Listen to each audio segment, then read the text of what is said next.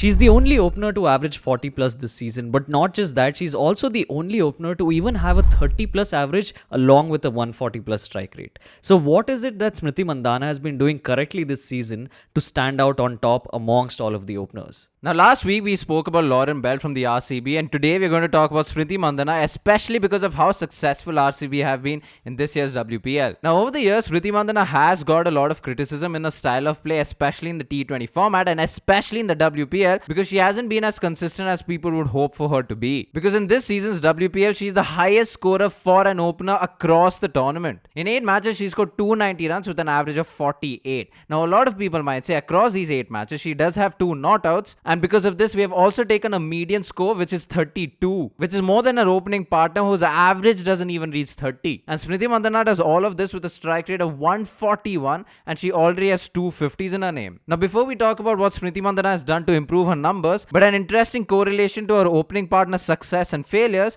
hit that subscribe button. If you look at Mandhana's overall WPL career, she's only the second RCB batter to accumulate 900 plus runs. But if you look at her overall WPL numbers, what stands out is that she's not as impressive as the kind of caliber of batter that she is. Because in the 34 matches that she's played, she scored 936 runs. However, she's only done this at an average of 29.2. Along with that, she strikes at 132.3, and for someone who's so consistent in run scoring, she's only got 650s to show in these 34 games. And it is no surprise that Smriti Mandhana is one of the most important players for this RCB batting lineup.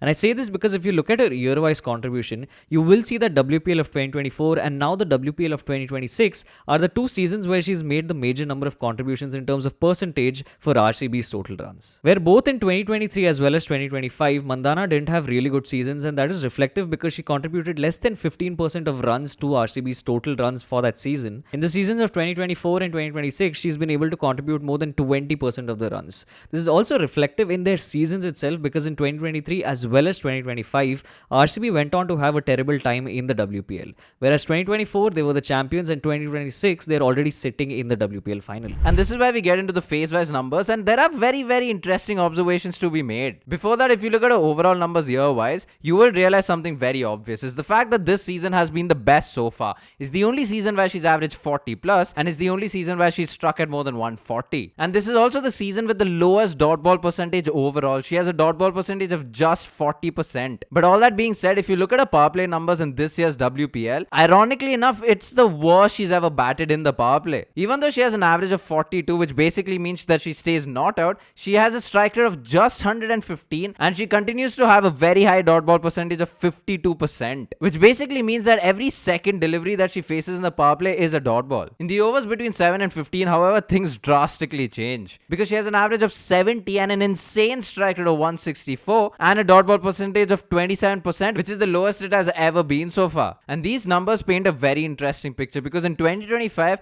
there were only 2 occasions where she batted in these middle phases, and out of the 8 innings so far, she's made it past the power play 5 times already. And not just that, if you look at her dot ball percentages in 2023, the first year of the WPL, she had a dot ball percentage of 53% in this phase, and she's almost halved it this time around with 27%. Now, these were the numbers itself, but what is the causation behind the way these numbers have come up over the seasons? For starters, and something that has been spoken about pre-season and even during the WPL itself, is the absence of Elise Perry. Now, what this means is that Smriti Mandhana has a lot more responsibility on her to carry her team and her batting order especially, because Elise Perry was maintaining that role beautifully. Clearly, as is indicative in the numbers, especially the averages in the power play as well as the middle order, you can see that Mandhana's goal now with the power play is to bat through it. Given that Grace Harris plays the role of the aggressor at the top of the innings, it allows Smriti Mandhana a little more time to get set in that power play period. More importantly, if you'll see, she's been able to preserve her wicket, which allows her to carry her innings into the middle overs and then explode there. In fact, in terms of the number of times she's been able to preserve her wicket in power plays, this has been the best season for her. Where over the last 3 seasons, she's been dismissed 5, 6 and 6 times in the power play.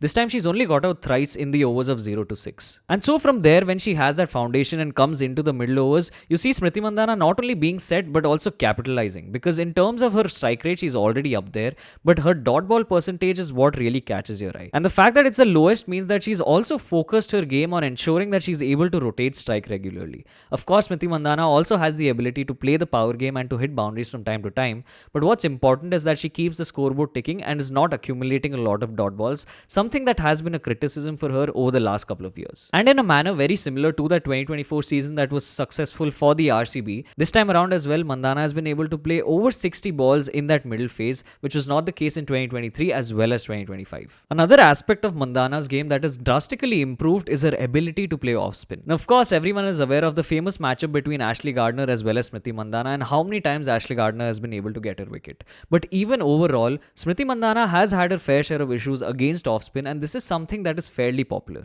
However, if you look at her overall record and compare it to how she's done this season of the WPL, it is a massive jump. Where until before this WPL, Smriti Mandhana averaged only 14 and struck at just 106 against the off-break bowlers. In this season's WPL, not only has her average gone up to 21, but more importantly, her strike rate has jumped all the way up to 142. But not only these two factors, it's not just the fact that she's become a lot more preserving in her wicket and also been able to be more explosive, it's also the fact that she's gotten better at strike rotation. Because where her career dot ball percentage versus off-break has been 47, that number has come down to 37% in this year's WPL. And so her ability to rotate strike, her ability to play much better against off-spin while not compromising her play against any other kinds of bowlers, and also her ability to bat all the way into the middle overs has proved to be one of the biggest points of difference. And if these numbers weren't enough to tell you how important Smriti Mandhana is for the RCB, this definitely will. Because if you look at her contribution in wins and losses, it's quite drastic. Every time RCB has won, which is 17 matches out of the 34 that she has played,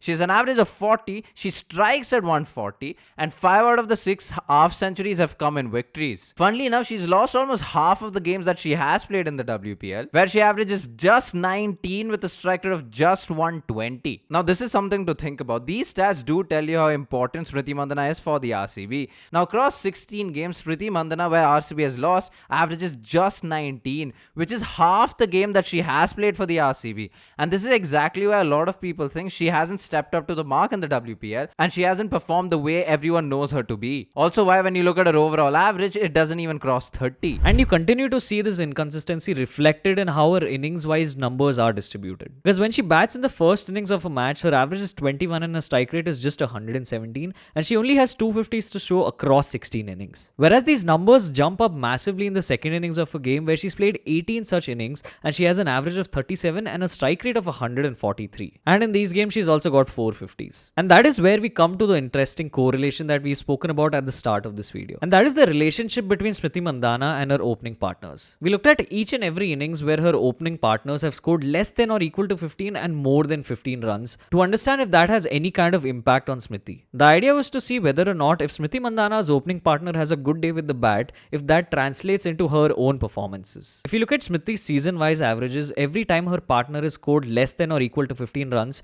you'll see something interesting. It's the fact that her averages have mostly remained low. In fact, for the seasons of 2023 all the way up to 2025, they've remained below 20. And in that sense, the 2026 season is almost an outlier because here she averages 44. Overall, though, she has an average of just 24.4 every time her opening partner fails. But then when you come to this scenario where the opening partner has also scored more than 15 runs, it paints yet another interesting picture. And that's barring the 2023 season, Smriti Mandhana has always averaged 30 plus when her partners also do well. In fact, we see the same observation where in the 2024 as well as 2026 seasons where RCB has made it to the final, her averages have been over 45. And overall too, when her opening partner crosses a score of 15, her average is 34.7 across the seasons. The simple inference from this is that there's definitely a synergy between Smriti Mandhana as well as her opening partners. She's reliant on them in different ways across different seasons. For example, if you look at the 2026 season, it becomes important for Smriti Mandhana that Grace Harris gets off to a flyer of a start. And this is important because then Smriti can bide her time in the middle,